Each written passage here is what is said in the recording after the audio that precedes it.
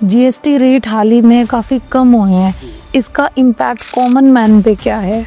Daily essentials की बात करो तो जैसे हेयर ऑयल है, शैम्पू है, टूथपेस्ट है, सब में 18% से 5% हो गए। जीएसटी रेट कट जो हुआ है हाल ही में, उसको कॉमन मैन को बताते हैं एक बार। तो इकोनॉमिक्स का प्रिंसिपल ये है कि जब चीज़ें आपके यहाँ इम्पोर्ट जब महंगे होते हैं उसके एंगल से, अमेरिका के पॉइंट ऑफ व्यू से अगर हम देखें, जब हमारे एक्सपोर्ट और उसके इम्पोर्ट जब ये महंगे हो जाएंगे तो वहाँ पर इसकी डिमांड कम हो सकती है। डायरेक्ट एंड इनडायरेक्ट टैक्सेस के बारे में बात करते हैं। जीएसटी बेसिकली इनडायरेक्ट टैक्स है। डायरेक्ट टैक्स में इनकम टैक्स का नाम आपने सुना हो।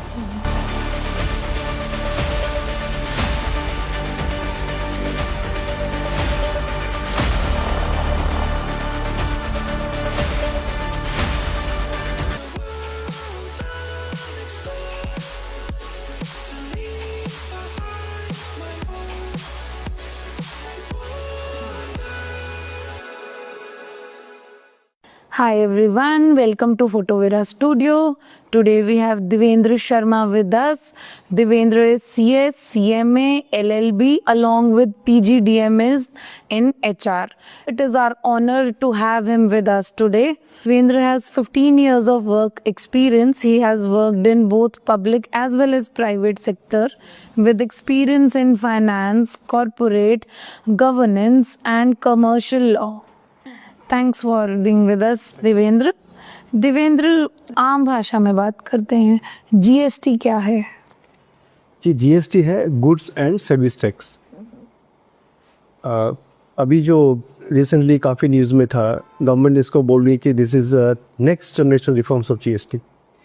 आपने देखा होगा मोबाइल के अंदर पहले 2G था, 3G था, 4G, 5G, मतलब जनरेशन जब एक बहुत बड़ा चेंज आता है तो उसको बोलते जनरेशन चेंज आया है। जब जीएसटी इम्प्लीमेंट हुआ था और ये जीएसटी में मेजर अमेंडमेंट्स हो गया है तो इसको जीएसटी 2 बोला जा रहा है। This is next generation reforms. ये अप्लाई होता है गुड्स एंड सर्विसेज के ऊपर। जीएसटी रेट हाल ही में काफ़ी कम हुए हैं, इसका इम्पैक्ट कॉमन मैन पे क्या है? इसका इम्पैक्ट कॉमन मैन के ऊपर बहुत ज़्यादा होगा। इससे कॉमन मैन की परचेजिंग पावर बढ़ जाएगी। वो कैसे बढ़ेगी? सपोज आपके पास 1000 रुपीज़ है, उसमें आप 18 रुपीज़ जीएसटी दिया करते थे, आपके पास कितना बचा रहता? 982। लेकिन जब वो 18% जीएसटी अगर हट जाएगा तो आपके पास कितना पैसा होगी? 1000 रुपीज़। मतलब आपके पास 18 रुपीज़ जो आप एक्स्ट्रा पे कर रहे थे वो आपको पे नहीं करने हैं टैक्स के रूप। इस तरह से आप जितने भी प्रोडक्ट्स एंड सर्विसेज आप खरीदते हैं अपने लाइफ में, जितना भी आप यूज़ करते हैं, कंज्यूम करते हैं, सोचिए टोटल मिला के कितना सेविंग आपके पास होगा। तो ये जो नया अमेंडमेंट जो आया है, जो रेट्स को रिड्यूस किया गया, ये कॉमन मैन की लाइफ को लार्जली इम्पैक्ट करेगा। उसका लिविंग स्टैंडर्ड भी हाई होगा, प्लस उसके पास इन्वेस्टमेंट के ऑप्शंस भी बढ़ेंगे, परचेजिंग पावर बढ़ेगी, बहुत सारी चीज़ें वो अलग से बाई कर सकता है, बहुत सारी सर्विसेज का अवेल कर सकता है। मेरा मानना है कि ये गवर्नमेंट को बहुत हेल्प करेगा और उसके लिए जॉब्स भी क्रिएट करेगा आगे। डायरेक्ट एंड इनडायरेक्ट टैक्सेस के बारे में बात करते हैं। जी बिल्कुल, आपने सही क्वेश्चन किया है। जीएसटी को समझने से पहले हमें जानना होगा कि डायरेक्ट एंड इनडायरेक्ट टैक्सेस होता क्या है। जीएसटी बेसिकली इनडायरेक्ट टैक्स है। डायरेक्ट टैक्स में इनकम टैक्स का नाम आपने सुना हो। डायरेक्ट टैक्स वो होता है जो इंडिविजुअल से डायरेक्ट कलेक्ट किया जाता है, जैसे इनकम टैक्स है, वेल्थ टैक्स है। सपोज मैं एसएससी हो या आप एसएससी है तो गवर्नमेंट आपसे डायरेक्ट कलेक्ट करती है उसको। इनकम टैक्स किसके ऊपर लिया जाता है? जो आपकी इनकम है। सपोज आप इंडिविजुअल है तो आपकी जो इनकम है उसके ऊपर इनकम टैक्स सरकार लेती है। आप कंपनी है या फर्म है तो आपको जो बिजनेस प्रोफेशन से जो गेन होता है उस पर टैक्स चार्ज होता है और आपको इंडिविजुअली असेस किया जाता है और सरकार टैक्स का कलेक्शन करती है। ये होते हैं डायरेक्ट टैक्सेस। इनडायरेक्ट टैक्सेस होते हैं जो इस तरह से कलेक्ट नहीं किया जाता है, यानी कि जो प्रोडक्ट एंड सर्विसेज के ऊपर अप्लाई होता है वो किसी इंडिविजुअल के ऊपर अप्लाई नहीं होता है। उसको बियर कौन करता है? उसको बियर करता है एंड कंज्यूमर। वो इनडायरेक्ट टैक्सेस है। जिससे जीएसटी है वो इनडायरेक्ट टैक्स है। पहले सेल टैक्स हुआ करता था। लोगों को टैक्स को लेके बहुत फेयर होता है, क्या आपको लगता है आम आदमी को ये फेयर होना चाहिए? देखिए, आम आदमी को बिल्कुल भी टैक्स का फेयर नहीं होना चाहिए, क्योंकि सरकार कभी भी इस तरह के टैक्सेस या पॉलिसीज नहीं बनाती है जो आम आदमी के लिए नुकसानदायक। हमेशा आम आदमी के इंटरेस्ट को, कंट्री के ओवरऑल इंटरेस्ट को देख के ही पॉलिसीज बनाई जाती हैं, टैक्सेस बनाई जाती हैं। तो आम आदमी को क्या करना है? उसको अपने आप को अवेयर करना है, उसको चीज़ों से अपने आप को अक्वेंटेड रखना है कि वास्तव में इसका मतलब है क्या, इसका पर्पस है क्या। और उसमें जो गवर्नमेंट की जो बेनिफिशियल स्कीम्स होती है उनका बेनिफिट उठाते हुए उसको अपना टैक्स पे करना चाहिए। उसको डरने की कोई ज़रूरत नहीं किसी, तो अपने आप को अवेयर करने की ज़रूरत है। लोगों को काफ़ी बेनिफिशियल ये जो स्कीम्स हैं इनके बारे में नहीं पता चलता। कहाँ से मतलब लोग क्या करें, कोई पोर्टल है जहाँ फॉलो करें so that everyone is aware of these policies and everyone is benefited, इसके बारे में आपका क्या ओपिनियन है? जी बिल्कुल, इसके लिए पोर्टल्स हैं गवर्नमेंट के। आपको जानना है इनकम टैक्स की वेबसाइट पे चले जाइए, जीएसटी यहाँ जानना है आपको जीएसटी की वेबसाइट पे चले जाइए। और मार्केट में प्रोफेशनल्स भी हैं, लॉयर्स हैं, चार्टर्ड अकाउंटेंट्स हैं, कंपनी सेक्रेटरीज हैं, उनकी आप हेल्प ले सकते हो। अपने पीयर्स में जो लोग ऑलरेडी टैक्स पे करते हैं उनको भी प्रैक्टिकल नॉलेज होती है तो आप उनकी भी हेल्प ले सकते हो। तो काफ़ी सोर्सेज हैं जिससे कॉमन मैन अपने आप को अपडेट कर सकता है। क्या टैक्स सेविंग गलत है आपके अकॉर्डिंग? देखिए, इसको दो पहलुओं से देखना होगा। एक होता है टैक्स मैनेजमेंट, एक होता है टैक्स इवेजन। तो टैक्स इवेजन है वो टैक्स चोरी करना है, सपोज बिलिंग ना करना और गलत इन्वेस्टमेंट डिक्लेयर करना। तो टैक्स इवेजन इलीगल है, टैक्स चोरी करना गैर कानूनी है, वो किसी को नहीं करना चाहिए। लेकिन टैक्स मैनेजमेंट करना अलाउड है, सरकार टैक्स मैनेजमेंट करना अलाउ करती है। उसका मतलब क्या है कि आपको बेस्ट ऑप्शन चूज करने का अधिकार है जिससे आपको कम टैक्स देना हो, लेकिन आप इसके लिए गलत डॉक्यूमेंट नहीं बना सकते। दूसरी तरह से गवर्नमेंट इन्वेस्टमेंट के प्लान्स लेकर आती है, सेक्शंस में काफ़ी डिडक्शंस है जो अलाउ करती है। सपोज आप मेडिक्लेम लेते हैं उसमें आपको डिडक्शन मिल जाएगा, आप पीएफ में कंट्रीब्यूट करते हैं उसमें आपको बेनिफिट मिलता है। एनएससी सेविंग स्कीम से बहुत सारे ऐसे सेक्शन 80C में हैं, CCD बहुत सारे हैं, मेडिकल पॉलिसी है, लाइफ इंश्योरेंस पॉलिसी है। इसके अलावा बहुत सारे अलग प्लान गवर्नमेंट लेके आती है, उनमें आप इन्वेस्टमेंट करेंगे अगर, या गवर्नमेंट नोटिफाइड प्लान जो है उनमें इन्वेस्टमेंट करेंगे तो आपका टैक्स बचता है और वो लीगली अलाउड है, उसका आपको बेनिफिट उठाना चाहिए। Very well said. GST rate cut जो हुआ है हाल ही में, उसको कॉमन मैन को बताते हैं एक बार, कौन से एरियाज में उनको बेनिफिट है और ओवरऑल क्या बेनिफिट है, इकोनॉमी में क्या चेंजेस आएंगे इस सब इसके? देखिए, अभी तक जो चल रही थी उसमें मेजर 4 रेट हुआ करते, एक था 28%, 18%, 12% और 5%। अभी ये जो GST2 रिफॉर्म्स जो अभी रिसेंटली आया है, इसमें गवर्नमेंट ने घटा के केवल 2 रेट रखी है, एक है 18% और एक है 5%। 28% वाली कोई रेट इस बार नहीं रहेगी और 12% वाली रेट भी नहीं रहेगी। तो 18% और 5% में मेजर जो रेट्स रखी वो 5% पर रखी, जो कॉमनवेल्थ से रिलेटेड रेट है उस सब में घटा के 5% कर दिया गया है और कुछ में 18% है और कुछ में 0 भी कर दिया गया है। जैसे पहले आपने न्यूज़पेपर में देखा होगा कि एक जो रोटी है उसके ऊपर 5% GST था, लेकिन पराठा के ऊपर 18% GST था।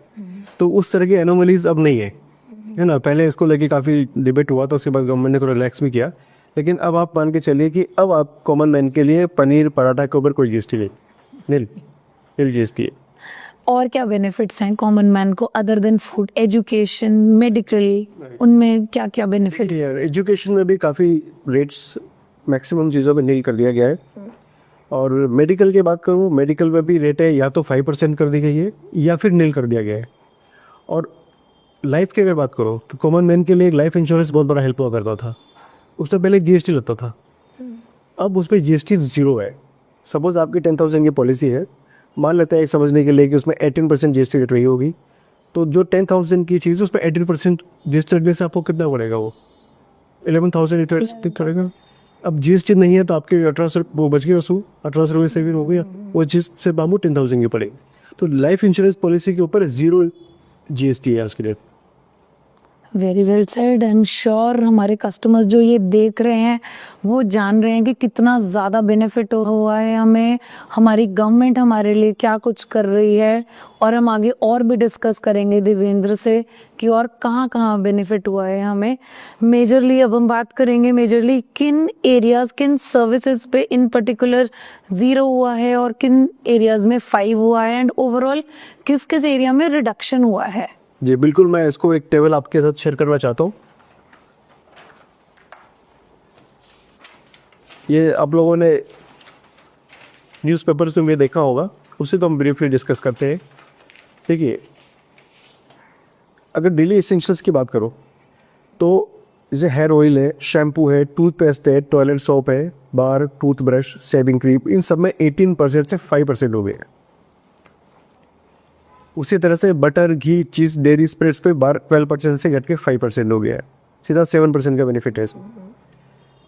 उसी तरह से ये तो हो गया डेली एसेंशियल्स की बात है, और भी बहुत सारी है, सब में घटा के जो 12% जहाँ पे था वहाँ पर 5% कर दिया है। और हेल्थ सेक्टर मैंने आपको बताया, जो इंडिविजुअल लाइफ इंश्योरेंस पॉलिसी है उस पर 18% था, वो अब 0 हो गया है, उस पर आपको जीएसटी देना ही नहीं। उसी तरह से जो मेडिकल ग्रेड ऑक्सीजन है, ऑल डायग्नोस्टिक किट्स, ये सब है, इनमें 12% हुआ करता था, ये भी घट के 5% हो गए। अफोर्डेबल एजुकेशन की भी इसमें बहुत प्रयास किया गया है। अफोर्डेबल एजुकेशन में मैप्स, चार्ट्स है, ग्लोब्स है, पेंसिल, शार्पनर, इन सब पे भी जो 12% था या 5% था उसको रिड्यूस करके 0 कर दिया गया है। This is commendable. Actually, this is very, very good and a very good initiative. Exactly. और एक और चीज़ बताता हूँ, जो वो मिडिल क्लास के लिए जो बहुत खुश करने वाली बात यह है कि ऑटोमोबाइल और जो लग्जरी आइटम्स, बेसिक लग्जरी, जैसे एयर कंडीशनर है, टेलीविज़न है, मॉनिटर्स एंड प्रोजेक्टर्स है, डिश वॉशिंग मशीन्स है, ऑटोमोबाइल्स में petrol hybrid, LPG, CNG cars जो कि 1200 सीसी तक की होती है, 1200 सीसी तक की जो है, उसमें भी 28% से रिड्यूस करके मात्र 18%, मतलब 10% सीधा सीधा बेनिफिट है। सपोज कोई आइटम आपका 30,000 का था, प्लस जीएसटी करके आप देते थे, तो उसमें से जो बेनिफिट सीधा सीधा 3,000 का बेनिफिट, 30,000 का सपोज एक एसी लेके आते हो, उसमें 28 से 18 मतलब 10% कम हो गया ना, सीधा सीधा 3,000 का बेनिफिट है एक आइटम के ऊपर। कार के ऊपर देख लीजिए, सपोज 5 लाख की कार थी, उसमें भी 10% 50,000 का बेनिफिट वैसे हो गया। तो इस तरह से कॉमन मैन के लिए बहुत ज़्यादा इसमें इस बार रिलीफ दिया गया है। डेफिनेटली रिलीफ काफ़ी है कॉमन मैन के लिए। ओवरऑल जीएसटी रिडक्शन का हमारी इकोनॉमी पे क्या इम्पैक्ट आएगा? देखिए, मेरा विश्वास है कि इसमें इकोनॉमी बहुत बूम करने वाली है, और सबसे ज़्यादा जो इमीडिएट मुझे जो गेन लग रहा है इसके अंदर वो ये है कि आपने देखा होगा अमेरिका अभी आपके ऊपर बहुत सारे टैरिफ लगा रहा है, 25+25 करके 50% टैरिफ उसे लगा दिया है। तो इकोनॉमिक्स का प्रिंसिपल ये है कि जब चीज़ें आपके यहाँ इम्पोर्ट जब महंगे होते हैं, उसके एंगल से अमेरिका के पॉइंट ऑफ व्यू से अगर हम देखें, जब हमारे एक्सपोर्ट और उसके इम्पोर्ट जब भी महंगे हो जाएंगे तो वहाँ पर इसकी डिमांड कम हो सकती है। तो उसका काउंटर मेजर ये हो सकता है कि जो चीज़, ठीक है, अगर आपका कंजम्पशन वहाँ नहीं हो रहा है तो यहाँ चीज़ें सस्ती हो गई, तो नेचुरली हमारे जो इंडिया में जो इंटरनल कंजम्पशन है उस प्रोडक्ट को बढ़ जाएगा, तो ये उतना इम्पैक्ट नहीं करेगा। अदरवाइज अगर हम वहाँ चीज़ें महंगी होगी, हम वो सप्लाई नहीं कर पाते, सप्लाई नहीं हो रही कोई बात नहीं, वो इंडिया में ही कंज्यूम हो जाएगी, तो प्रोडक्शन अपना चलता रहेगा, उसकी डिमांड बढ़ती चली जाएगी। और आपका क्वेश्चन था कि कंज्यूमर्स को क्या बेनिफिट होगा, इकोनॉमी को क्या बेनिफिट होगा। कंज्यूमर का हमने आपको बताया, जैसे उसका मनी सेविंग होगा, मनी सेविंग होने के बाद वो क्या करता है, बंदा उसको वापस री इन्वेस्ट करता है या फिर नई परचेजिंग करता है। जब परचेजिंग करती है तो उन चीज़ों की, उन प्रोडक्ट्स और सर्विसेज की डिमांड क्रिएट होती है। जब डिमांड क्रिएट होती है तो इंडस्ट्रीज़ को प्रोडक्शन बढ़ाना पड़ता है। प्रोडक्शन बढ़ाने के लिए क्या करना होता है, नई फैक्ट्रीज खोलते हैं या फिर जो फैक्ट्रीज है उनकी कैपेसिटी को बढ़ाते हैं। उससे क्या होगा, उससे बहुत सारे गेन होगा। एक तो लोगों को जॉब्स मिलेंगी, जॉब्स मिलने के साथ साथ इंफ्रास्ट्रक्चर डेवलपमेंट होगा, गवर्नमेंट की रेवेन्यू बढ़ेगी, इनडायरेक्ट टैक्सेस भी बढ़ेगी, डायरेक्ट टैक्सेस भी बढ़ेगी, और इवेंचुअली क्या होगा, जब प्रोडक्शन सप्लाई जब बढ़ जाएगा तो वापस सप्लाई ज़्यादा होने से उनकी प्राइस फिर हो जाएगी। अल्टीमेट गेन किसको होगा, कंज्यूमर। इस तरह से ये इंटरेस्ट में एक जैसे चेन होती है ना, वैसे आपस में एक दूसरे जुड़े हुए। जब इंडस्ट्री बूम करती है, चीज़ें सस्ती होती है, तो इंडिविजुअल को, कस्टमर को, सप्लायर को, कंपनी को, गवर्नमेंट को, सबको बेनिफिट होता है। डेफिनेटली। आप हमारे यूथ को कुछ गाइड करना चाहेंगे? आई थिंक बहुत लोग आजकल कंफ्यूज्ड हैं, SIPs बेटर हैं कि रिटर्न ज़्यादा है, या फिर गवर्नमेंट बैक्ड है, PPF है, गवर्नमेंट स्कीम्स और भी बहुत सारी हैं। आपके अकॉर्डिंग क्या करना चाहिए यूथ को? What is better for them? देखिए, इन्वेस्टमेंट प्लान हर पर्सन का डिफरेंट होता है, और डिफरेंट अर्निंग्स जिस स्लैब में आप आते हो उसके ऊपर डिपेंड करेगा, और ये बहुत बड़ा सब्जेक्ट है, इसके लिए हम अलग से एक वीडियो लेके आ सकते हैं। मीनवाइल मैं यंगस्टर्स को ये बोलना चाहता हूँ, यंगस्टर्स हो चाहे कोई भी कॉमन मैन हो, हमें टैक्सेस को फेयर की तरह नहीं लेना चाहिए, टैक्सेस को फ्रेंडली समझना चाहिए, क्योंकि गवर्नमेंट का हमेशा यही प्रयास रहता है कि वो कॉमन मैन के लिए बेनिफिशियल रहे। आवश्यकता क्या है, नीड इस बात की है कि हम इन सब चीज़ों से अवेयर रहें, किसी भी झूठी बातों या अफवाहों पे हमें रिलाई नहीं करना चाहिए। हमें गवर्नमेंट ने पूरे सोर्सेस पब्लिक डोमेन में डाले हुए हैं, आप वहाँ से स्टडी करें, अपने आप को अवेयर रखें और उसका बेनिफिट उठाएं। Thank you so much Devendra. I am sure आपने जो इन्फॉर्मेशन दी है हमारे जितनी ऑडियंस व्यूअर्स हैं सबके लिए बहुत ज़्यादा बेनिफिशियल है, क्योंकि definitely it is a very hot topic and everybody wants to know about it, and it's not about want, they should know about it, everyone should be aware. Thank you for such an informative session with us.